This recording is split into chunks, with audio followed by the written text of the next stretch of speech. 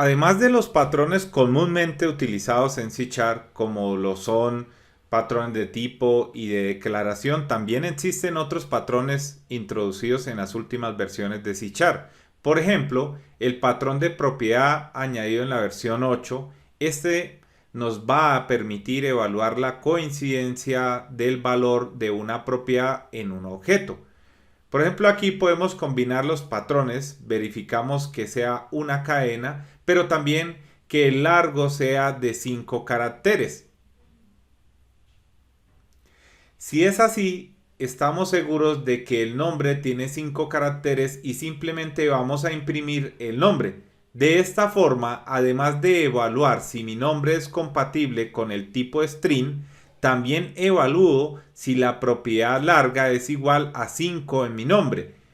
Esto no parece tener mayor ventaja más que algo que podemos hacer con una condición y un operador AND, por ejemplo, pero el potencial de estos patrones los podemos apreciar mejor en objetos.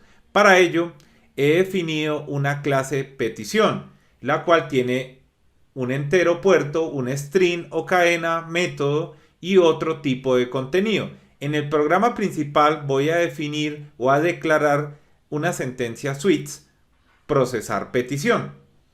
Y pasamos una petición. Y aquí con una expresión lambda voy a colocar el switch. Aquí vamos a poder utilizar múltiples patrones de propiedad.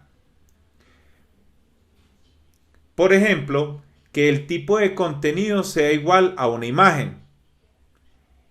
Y también podemos evaluar el método. En este caso queremos que sea únicamente por get. Y si cumple ambas condiciones en las propiedades, entonces va a regresar verdadero.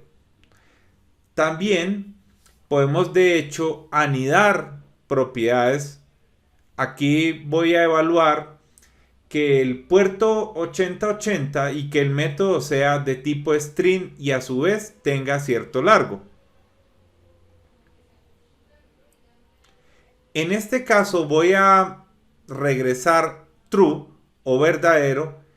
Consideren que la coincidencia de patrones se basa en tipo e igualdad. Por lo tanto, si quieren algún operador diferente, pueden hacerlo con la cláusula when y también lo podemos hacer dentro de este switch.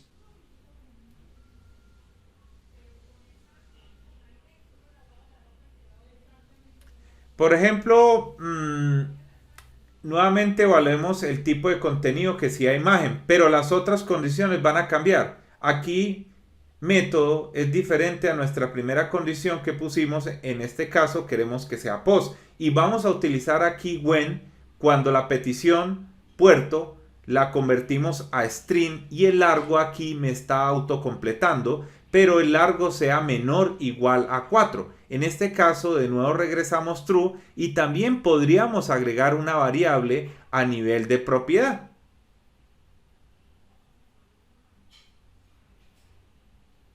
Por ejemplo, aquí nuevamente en nuestra condición queremos que el método sea pot, el puerto sea 3000 y el tipo de contenido sea un string. Y si es así, lo asignamos a una variable tipo de contenido o content type. Y aquí evaluamos también para que regrese verdadero, tiene que evaluar también esta condición que regresa un valor a un tipo booleano y evalúa si termina con asterisco. En caso contrario, vamos a regresar false y así es como utilizamos diversos patrones en una sentencia de switch para evaluar las propiedades de un objeto, en este caso la petición.